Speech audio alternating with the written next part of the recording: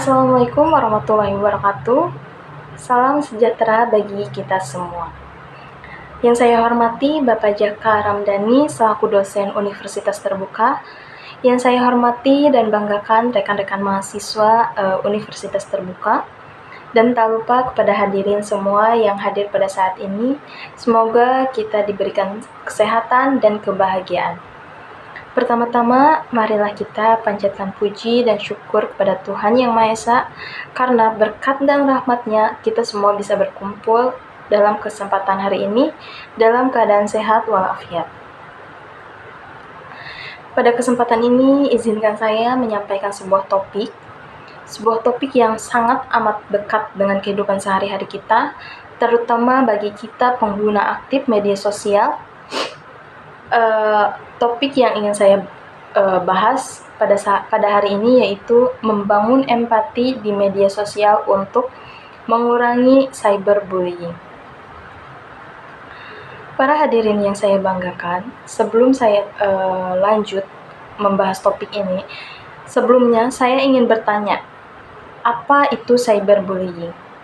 Atau mungkin di antara kita semua pernah mengalami yang namanya cyberbullying? Baik, mari kita bahas satu persatu. Apa aja sih dampak dari cyberbullying dan apa itu cyberbullying, serta bagaimana kita membangun atau menumbuhkan rasa empati di media sosial.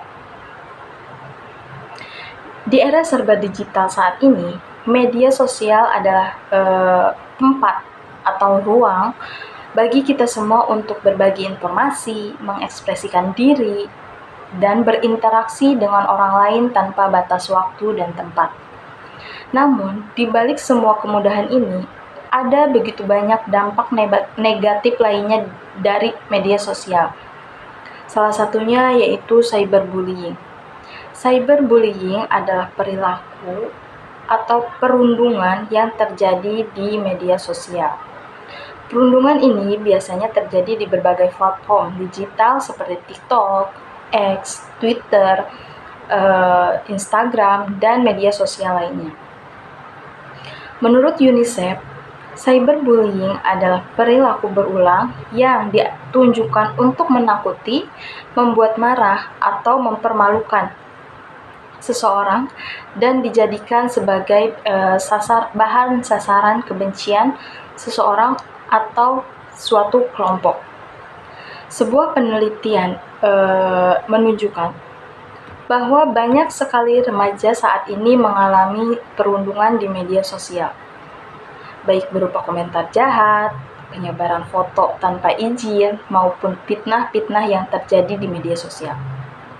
Dampak dari cyberbullying tidaklah ringan. Banyak korban yang mengalami stres, depresi, bahkan memunculkan sikap tidak percaya diri untuk beraktivitas di ruang publik. Bahkan, tidak sedikit pula korban dari cyberbullying ini mengakhiri hidupnya. Komentar-komentar jahat yang ditunjukkan ke mereka dari berbagai arah menyebabkan mereka merasa tidak aman dan tidak memiliki lingkungan yang nyaman bagi mereka untuk berlindung. Dalam hal ini pula lah yang menyebabkan mereka memutuskan untuk mengakhiri hidupnya.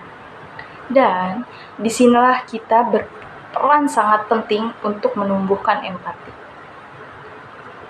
Empati adalah kemampuan untuk memahami perasaan orang lain dan membayangkan apa yang mereka rasakan, serta menempatkan diri kita pada posisi mereka.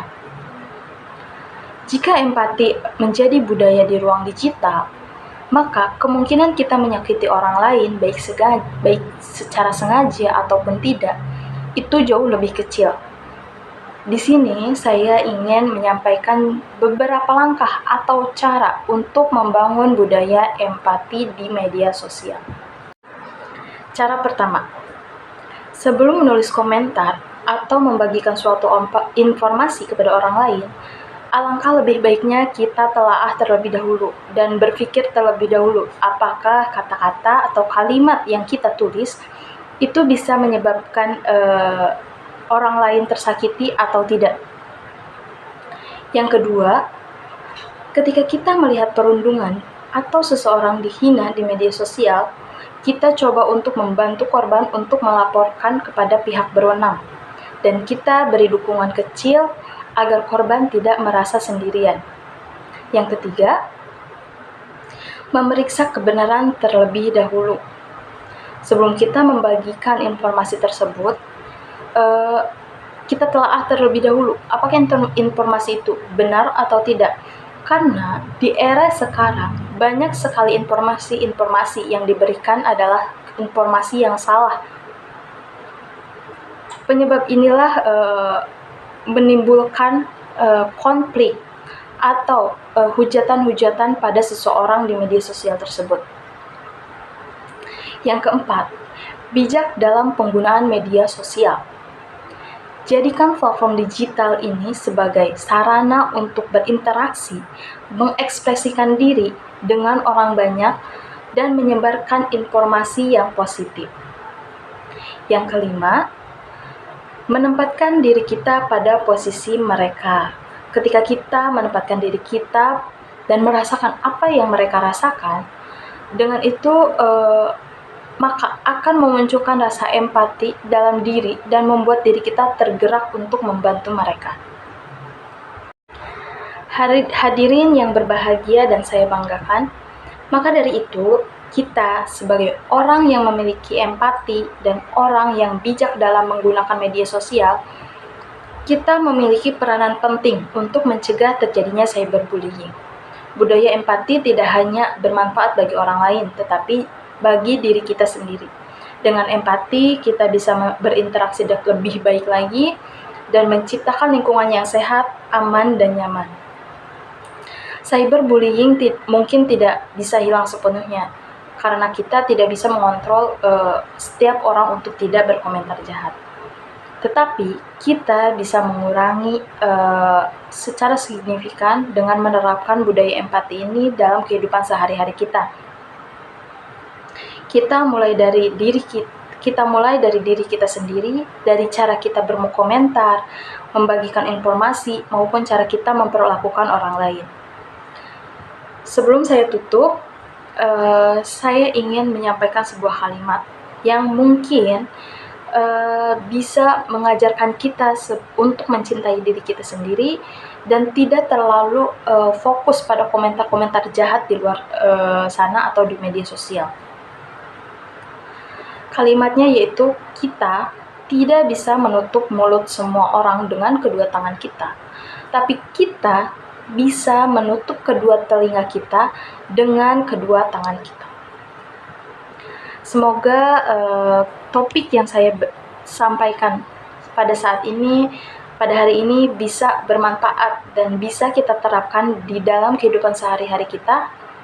Sebelumnya saya memohon maaf apabila ada salah kata dalam penyampaiannya atau pembawaan saya yang masih kurang. Semoga dengan langkah kecil namun konsisten, media sosial dapat menjadi ruang positif bagi kita semua. Terima kasih atas perhatian teman-teman semua dan Bapak Ibu sekalian. Saya tutup. Wassalamualaikum warahmatullahi wabarakatuh.